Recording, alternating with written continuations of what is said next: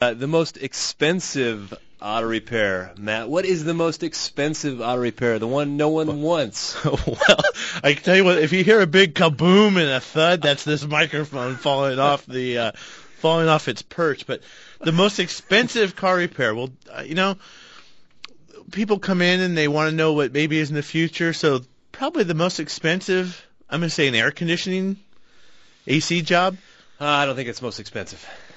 Well, it's got to be a major component. So a computer replacement, an AC job, transmission overhaul would be one. No, those aren't the most expensive repairs. The most expensive repair. The most expensive repair on your car. Well, if it's not the engine, it's not the transmission, it's not the AC, it's got to be a computer or something. It's the one you didn't need in the first place. That's the most expensive auto repair. Okay, that makes sense. I can go with that. So all those other things we listed are expensive, but yeah, absolutely the most expensive one is the one you didn't need because you got no value for it. So it was a waste of money. Complete waste of money. And so if you buy a transmission, you actually got something you needed, and that took care of a problem and solved something. Maybe. Well, if you needed it, right? Well, yeah, I guess so. That's where we're going with this, if you needed it. And where this comes from is, this week in my shop, I literally had 3 different vehicles where I had a consumer at my counter who was convinced they needed a transmission. I mean, their head was hung low. They're walking in and, hey, how's it going today? Welcome to Tri-City Transmission. How can we help you? And they say, it is not a good day if I'm standing in front of you, the transmission man. I said, but little do you know, actually, right? Right? And so literally I had 3, all the same make, Ford vehicles. Just happened to be Ford Week at Tri-City. Well, okay, so I think I know a couple of these, and it's some common symptoms. And I think one of them was an F-150, which you see and we see. It's very common to have a symptom present itself where you think it may be a transmission. Well, and then it's almost an FAQ on the show. People call up and they say, hey, I think I have a transmission issue. My car feels like it's hunting for which gear it should be in on the freeway, maybe 45. And they would say it gets a little worse on a little incline on the freeway, and then sometimes it's, it's okay as long as my foot isn't lightly into the throttle, or what we would call tip-in throttle. So, but this, I'll give you one gentleman, he was at my counter, and he really had 2 problems. He did have a transmission problem, but he did also have an engine problem. But the point here is that we don't want to steer the shop as consumers. Because if they had let's just say they had a technician that wasn't really looking, you come in, you say, I got a transmission problem, my transmission's slipping. And they've got let's just say a B-Tech, C-Tech checks it out. And when you say B-Tech or C-Tech, you're talking about the level. An A being the best guy in the shop and a D being the guy we probably don't want to hire. Well, some doctors graduated at the top of the class and some barely made it, but they're all still doctors. Right. In auto mechanics, some didn't even go to class. And some that didn't go to class are better than the guys who did go to class. But there is A-Techs, B-Techs, and C-Techs. C-Tech, B-Tech, they may be newer, less experienced, but they may take that ticket, say transmission slipping. They go, okay. They jump in it and go take it for a drive. Oh, yeah, man. Let's go rip around the block one time. Yep, slips. Yep, slips. All right, so they go, they price it out. Hey, need a transmission, it's going to cost you, I don't know, $3,000. So you go ahead and you buy a transmission, the one you didn't need. And you don't know that yet. Yeah, so you buy it. I mean, you were convinced you needed a transmission when you came in. Yeah, all that. You were convinced that he must be right. So, and it's not because anyone's fraudulent here. It's just because the relationship was now steered with a consumer diagnosis coming in the door. And I think that's how we can get ourselves in trouble as consumers. We come in and we say, here's what I think it is. Instead of, here's what I'm feeling. You tell me what it is. I want to give you a symptom and not a diagnosis. So that's where it comes in, the head hanging low and all that. My technician went out and drove it. In this was a Ford Explorer. He went out and drove it, came back, and he didn't really have any good answers. So I had to go jump in it and drive it myself. And the guy said, because we interview him and really try and question to hone in on the symptom. And I knew we had a problem at 10 to 15 miles an hour. I definitely felt that. That was just a harsh shift. But at 45, we had a misfire. So we had 2 different problems. One was related to simply bringing up the software in the transmission control module. not a transmission at all. Bring it up to date. Up to date. Because the computers, they're learning, so they're adapting to your driving habits, they're adapting to the wear of the transmission, and sometimes that gets corrupt. So we had to fix that. But also at 45 miles an hour, we just had spark plugs that were breaking down, you know. So that was the issue. But I wouldn't want him to have gone into another shop where he did run into a technician that was less experienced, and he came in saying, "Hey, I need a transmission."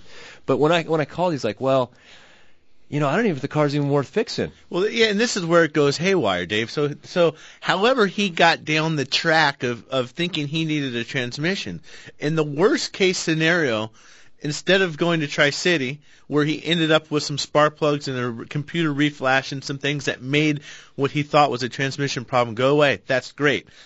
But then you take the other fork in the road.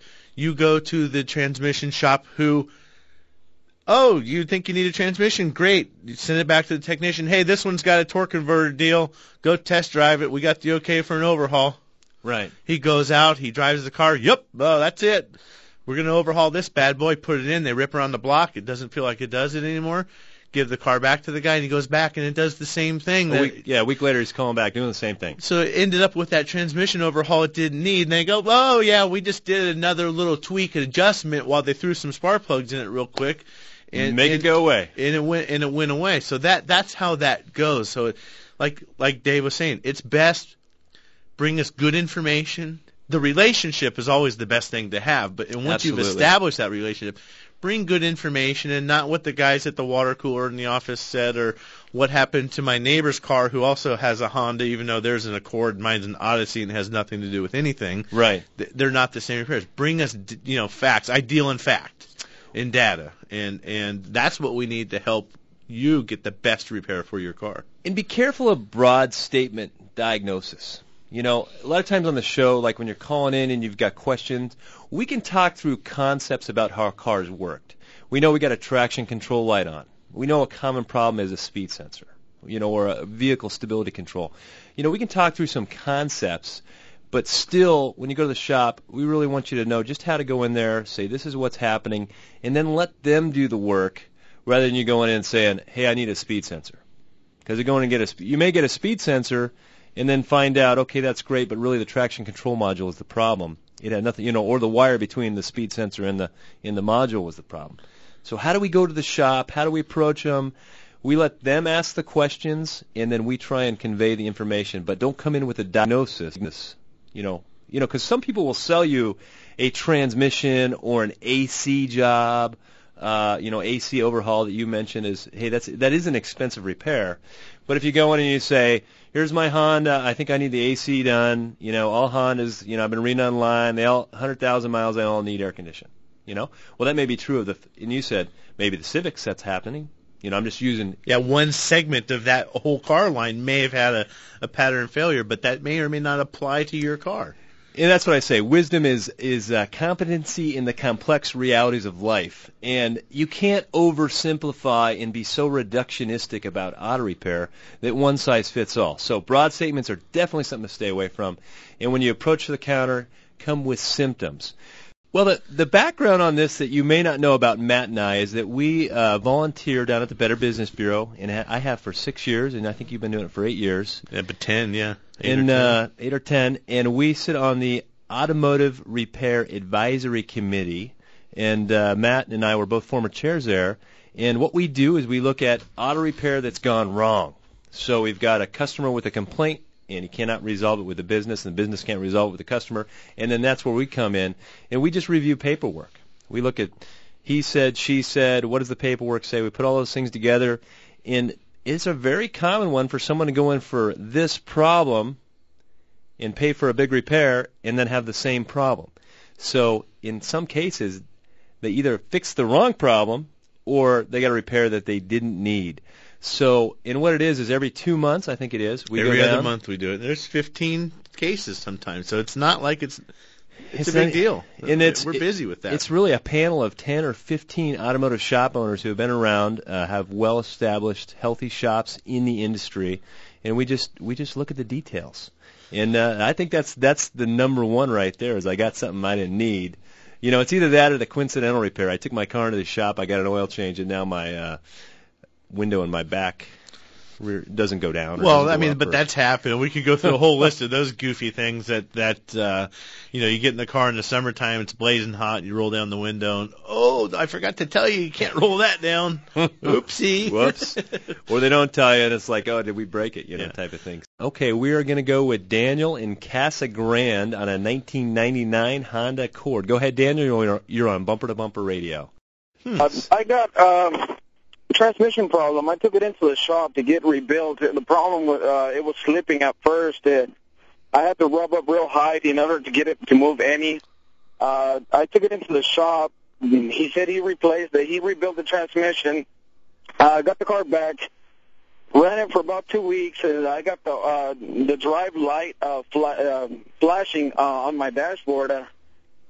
It's after it was flashed in a couple of days, and then it started slipping again, the same symptoms as before. And I took it back to him 3 or 4 times, and he could never fix the problem. He said he put a new transmission in it, which I could not see because I was not in the shop. He could never fix the problem, and don't want to put any more money into the vehicle until I want to know which way to head from here. Well, this Dave, this is exactly reminiscent of what we see in the Better Business Bureau. You went in, you spent $2,500 probably to have that transmission overhauled. You didn't get a new transmission, but I know what you mean.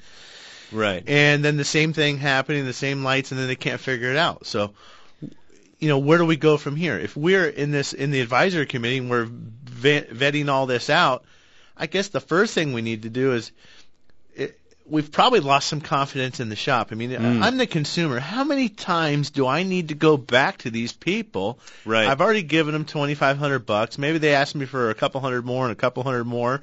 Or maybe they didn't, but the bottom line, I still gave them $2,500. What now? What? Yeah, right. What do you do? And we didn't ask how much he paid for it, but maybe didn't pay enough for it. It doesn't. Well, right. Yeah. And that's one thing that people got to be aware of too. Is sometimes when you go out and you're shopping for the best deal on something, maybe it's always the best deal. And that's the other thing is the most expensive repair is the one you got to pay for twice. But I think to help, yeah, that's true. But to help Daniel in this case, he doesn't want to put any more money into it. Right. So he's kind of stuck. I guess maybe what I would do in a case like this, and even backing up if you didn't do it, you need to document every time this car went back for this same problem or an additional repair. And if they won't give you your receipt, just ask them for one. Just because money didn't change hands again for a second or third time, we want to memorialize that. And if they won't do that for you, at least write it down yourself. Right. I think at this point, maybe the shop that did that transmission deserves another chance. Right. And granted, you don't want to spend any money. Take it back.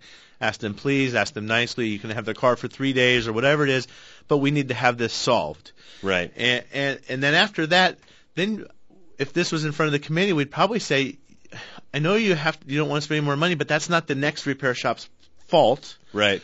Now you've got to go figure out what's wrong, and then once you know what's wrong, then we can look at this and unwind it and see who owes who or who doesn't owe who, or have the whole story. So, Daniel, I think you have to get back to the transmission shop. Give them another chance. Tell them, hey, here's where I'm at. I gave you guys a bunch of money, and I still got the same problem I had, so I didn't receive any value for what I spent. So we need to figure this out. Can we work on it? Give them a shot. Get a repair order. And hopefully they can get it handled so everyone can walk away happy. And if they can't, but that's where the Better Business Bureau comes in, because there's a point where these guys aren't going to get it figured out, and he needs to get it resolved, and that's where the ARAC comes in, and that's what we do. Yeah. So you may have to spend a little bit more money on it to find the problem, but give them a shot, and then, And what that D light flashing is on Hondas, just so if you're a Honda owner and you're listening right now, whenever the D light, D4 or D5, depends on which do you have a Civic, do you have a Odyssey, what do you have? That's like the check engine light, but for the transmission. So every car works a little different. A Ford car, the overdrive light is going to flash. In a Honda, the D4 light flashes. And when you got an engine problem, your check engine light comes on. Now, sometimes your car, the check engine light will come on, the traction light will come on, and the overdrive light will flash. You'll get them all, and it looks like a Christmas tree. What do you do with that? Well, yeah, you just go get it diagnosed. I mean, we're starting to see now where Well, not just starting, but Toyotas, for example, the check engine light comes on. Mm-hmm. It puts it into a limp mode, maybe, maybe not. But then we're seeing the traction control light on in the DSC, the driver stability control. If the engine is not running optimally, the computer doesn't want to be able to rely on that traction control or that stability control system to know that it's going to work properly. So it just shuts it all down and again disables it. So you get a light for everything. Well, that's where, I mean, these cars are getting so much more complex, and that's the biggest thing when we're talking about this show. If we go from week to week to week, it's that the rules have changed when it comes to auto repair. We used to do it that way, you know? I mean, we were talking the other day, like, which decade was the best decade to be in the auto repair business? You know, I hated the 80s. Well, I was barely in the 80s. Well, yeah, but there was vacuum lines on everything. Emissions control was a new thing. We had air pumps. Then there was these new computers that controlled things. Couldn't even talk to us. I mean, they were like so archaic. I mean, the 80s were probably the worst. And then it got easier. Then you got the mid-90s. You got more complex systems, but less components and less pieces that have to control things and do it. And now we're into the high tech, and I think it's getting a little easier to some degree. And I'm just looking across the text we got here, and the first two I'm going to take because they're just right up my alley. Both of them. The first guy says, what do you think about a Honda Element? I got a 2006, no troubles, wondering what you think. What are your thoughts of the Element? I absolutely love the Honda Element because that's what I drive. It is a fantastic car. It's not going to be the coolest car in the parking lot. You just got to get over that. You know, you got to slide your man badge across the counter at the dealership when you're buying the Honda Element. But that's okay because it's really cool, and I'm at that age where it doesn't really matter anymore. And a Honda is a good car. In my shop, all the time, people, what kind of car should I buy? Hands down, the first answer is a Honda. You can't go wrong. Just do the maintenance. The Elements are great. They have I think they're all-wheel drive, so the biggest thing is keeping that rear differential fluid changed so it doesn't skip. Some of them aren't all-wheel drive, but yeah, absolutely. And just do the maintenance, the valve adjustments, the regular services, and in that Honda, you cannot go wrong with a Honda. If there's one car we have never done a transmission on, it's a Honda Element. Because they never go bad. I mean, the vehicle's so light, and then the transmission with the all-wheel drive is actually, that's the same transmission you're going to find in a Honda Pilot, which is like 3 times the weight. So it's really oversized, and there's certain cars like that. That's one of them. The other text we got, gentleman has a Nissan Maxima 2004, and this is definitely a pattern failure. He says, you know, I've got hard downshift when I'm coming up to a light, you know, it's when the car's hot, and it's usually the 3-2 downshift. Man, it feels like somebody rear-ended you when the thing is hot. And the other thing he mentioned was you take it from park to reverse or park to drive, there's just a big delay, and then when it engages, it's harsh. He's already done the motor mounts. Maybe thought that was going to fix it. Well, the motor mounts were probably broken on that car. Very common, and he did go with factory mounts, which is definitely the way to go. Never go with aftermarket mounts on a late model vehicle. Just not a fan. So he's got the mounts taken care of, and his question is, what do you think about a valve body? Now, you're not going to go to the shop and say, I need a valve body, because someone still has to diagnose it.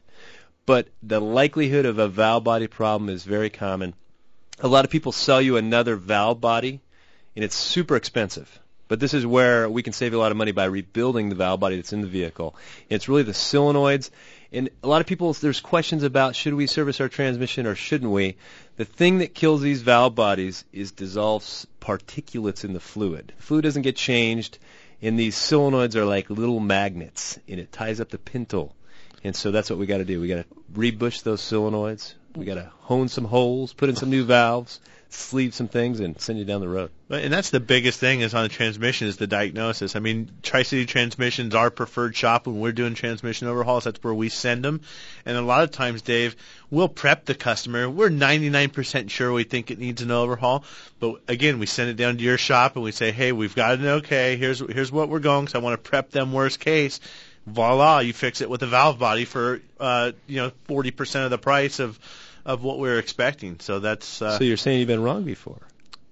I thought I was wrong once, but I wasn't. That was the problem. That was the one time. That was the mistake. So we are going to go with Rick in Mesa on a 2002 Chevrolet Silverado. Go ahead, Rick. You're on Bumper to Bumper Radio. Yeah, I replaced the cylinder head and also the head gaskets and the spark plugs and spark plug wires on my truck. And in doing all that now and starting it up, it turns, but it doesn't start. I wanted to see if it was probably something to do with the fuel lines or or what do you think that might be? So you had the cylinder heads off the car, or you did the valve cover gaskets? I did the replace the cylinder, and then also replace the head gaskets on both cylinder heads, and then also in doing so, took off the valve covers and cleaned out all the valves and the rods and rocker arms and everything. So now the car cranks over and turns over, it just doesn't start. Correct. And do you have any spark? I believe I do. And in starting it, I'm able to put the throttle down, and by doing that, it starts up. If you wide open throttle on the pedal, you can get it to start. Yep. Well, I'm thinking a vacuum leak. It sounds like it's got spark and it's got some fuel. I would bet you've got a big gaping open vacuum leak somewhere. Would be the first thing I'm checking. Make sure you're not trying to fire the car up with the air snorkel unplugged, because that car does have a mass airflow sensor. Got to have that going. So if that's not connected, that could be a problem. But oh boy, I mean, if it was running before you pulled it apart, you did something. It just got to retrace all those steps. Well, in the old days, we used to say you got to have fuel and you got to have spark. But now it's really three things: air, fuel, and spark. You talk about a vacuum leak. Well, that's a problem with the air. Yeah, if you got too much air. Too much in air. that case. So good luck with that. You can also send us an email at bumpertobumperradio.com. See if we can help you out with any additional information. We're going to take James in Phoenix on a 2005 Dodge Dakota. Go ahead, James. You're on Bumper to Bumper. Okay, can you hear me? We got you. Okay, yes. I'm having some I believe it's transmission problem. I can drive the car one day, and it feels like it's a brand new car. It drives like a brand new car, and then all of a sudden I could be driving, and it doesn't, and the tachometer doesn't want to go stay down at 2 like it normally does. When I'm trying to go 70 miles an hour, 65 to 70, it doesn't want to go up that high. When I turn the car off for a few minutes and start it back up and drive down the street, it does fine. It drives like it's new. It's frustrating. Hey James, what kind of what engine size is that? A V6 Dakota? Yes, it's a V6. I believe it's a V6. All right. What happens on a Chrysler in particular is that you can get in it and drive it and be fine. When the transmission control module, and we're just assuming we got a transmission problem. This is what we don't want you to do. Go to a transmission shop. I say I got a transmission problem, because then they're going to sell you one, right? We don't want that to happen. Just go in and describe just like you described to us. But what happens is they go into, and Matt said it earlier, limp or fail-safe mode, and that's when the computer recognizes we have an error. And on a Chrysler, on that particular transmission is a 42 RLE, I think it is. It's going to throw it into second gear. So it's going to take off slow, leaving a light. And then when you're on the freeway, the RPMs aren't going to be down at 2,000. They're going to be up at 4,000 because you're going way too fast in second gear.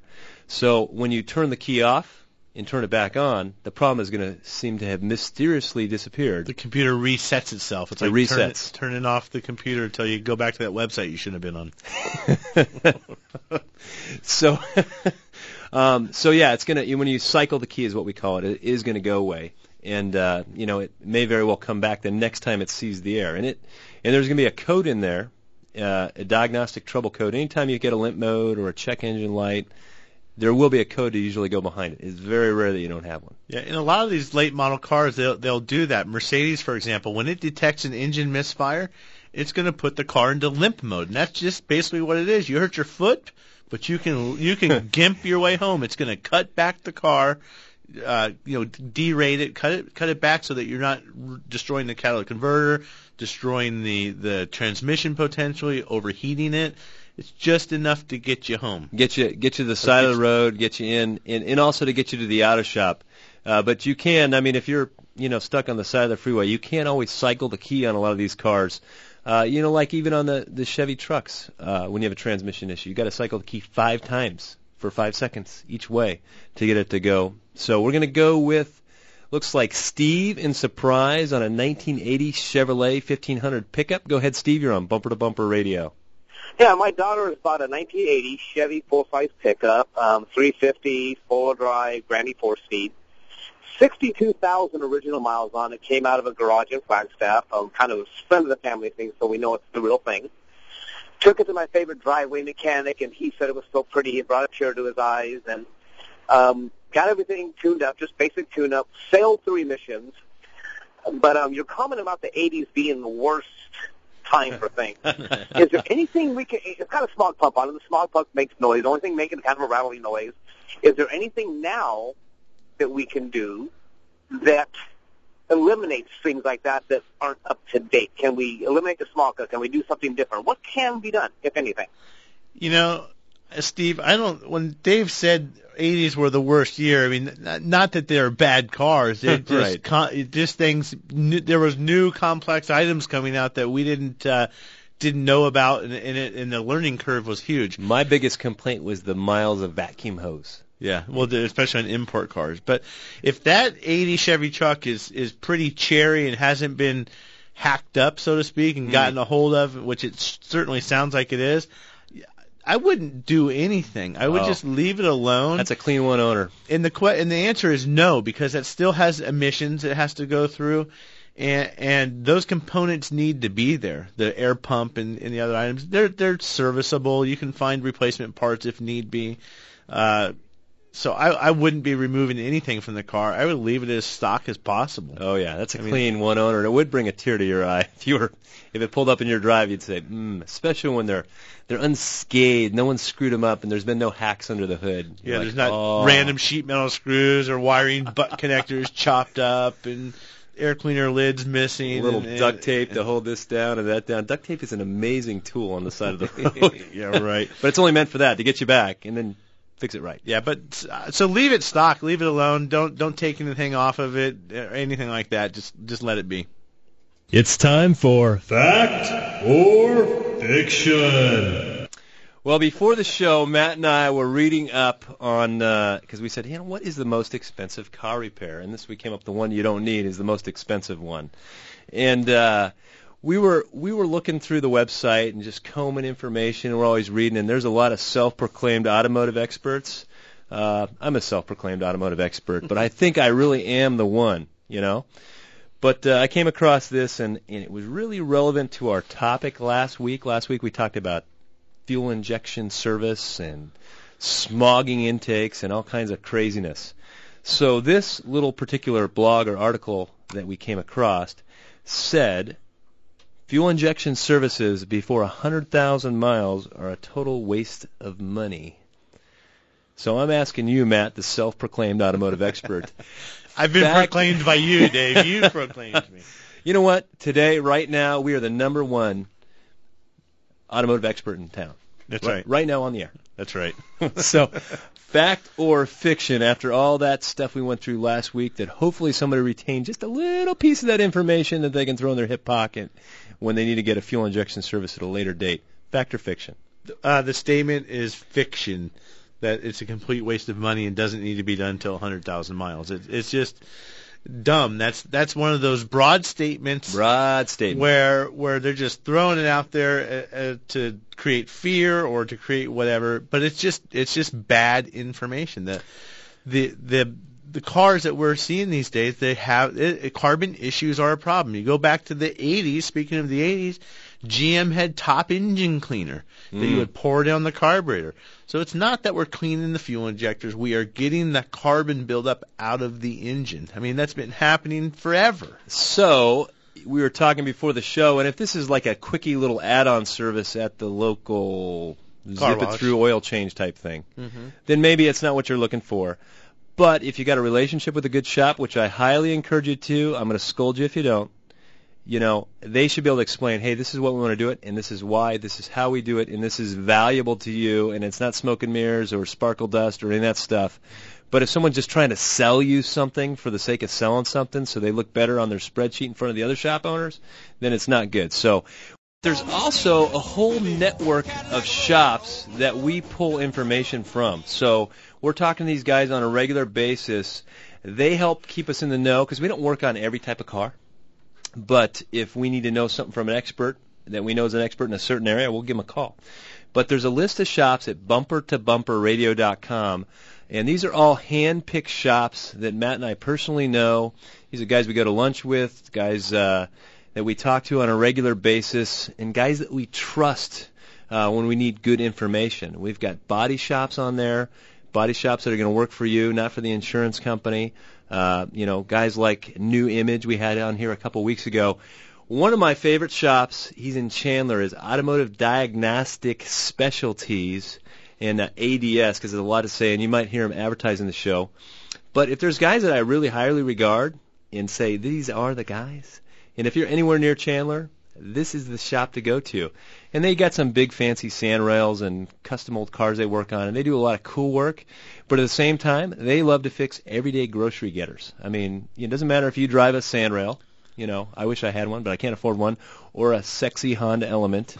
They can fix that car, and they can really fix it better than just about anybody other than Virginia Auto Service or Tri-City Transmission. Right, but the one thing, people get intimidated sometimes when they see the hot rods and they see the sand rails, or, I worked on Porsches, and